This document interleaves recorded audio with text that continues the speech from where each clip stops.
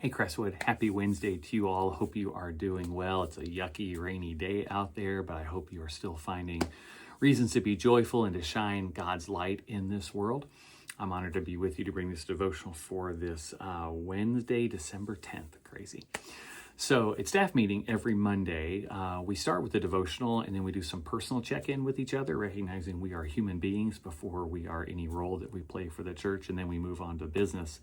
And I was doing the devotional this past Monday, and I was talking about how this is a tough time of year for a lot of people. I posted on Facebook about the challenges that I'm facing in my personal life, especially around the loss of my dad a couple of years ago. I'd gone to a friend's dad's funeral on Saturday and then watched my dad's beloved IU Hoosiers win a big football game, and then his birthday was Tuesday.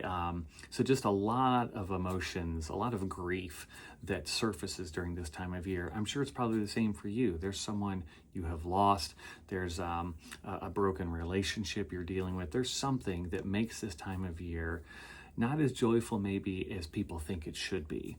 And so we were talking about that and how, we offer a longest night service on Sunday, December 21st, as a time to come and just be present with the grief and let yourself feel the grief as a way of moving through it and healing. And I'm so glad we offer that service. And as we were talking about it, Kelly said that she had heard someone talk about grief as a mosaic.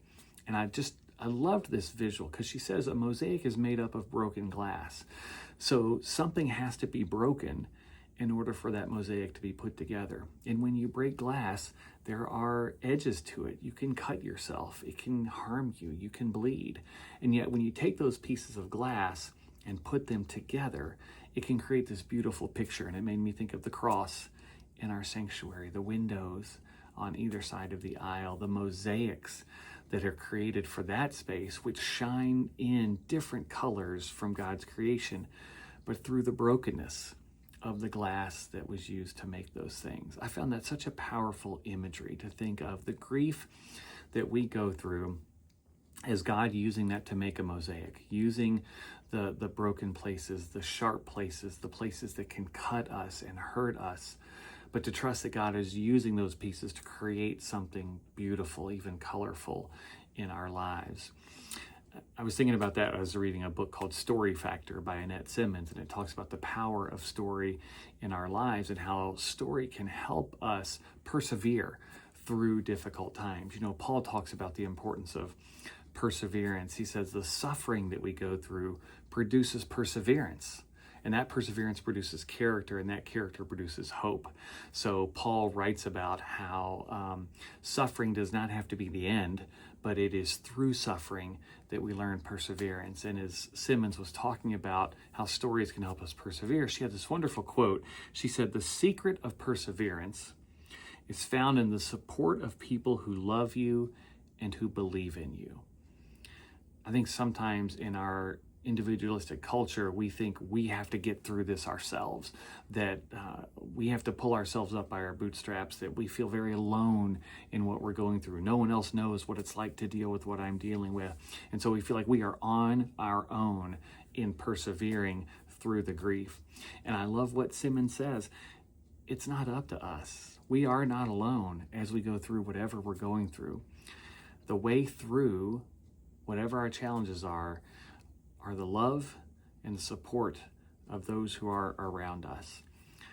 In difficult times, you can find out who your true friends are. You can know who really is there to help you in the midst of your grief, in the midst of your pain, in the midst of your challenges. Those are the people who make it possible for us to persevere. So Crestwood, today I have two things I want you to consider. Number one, if you're grieving in this season, if this season is difficult for you, who are you leaning on for love and support to get through that? Who are the people who are showing up to help you persevere through whatever difficulty you're going through? And two, to whom are you offering love and support as they are going through a difficult time? Who in your sphere of life right now, in the midst of all the twinkling lights and the Christmas songs and all that, who do you need to pay attention to that's maybe having a difficult time? They may not say it out loud. They may not ask for help, but you know who they are.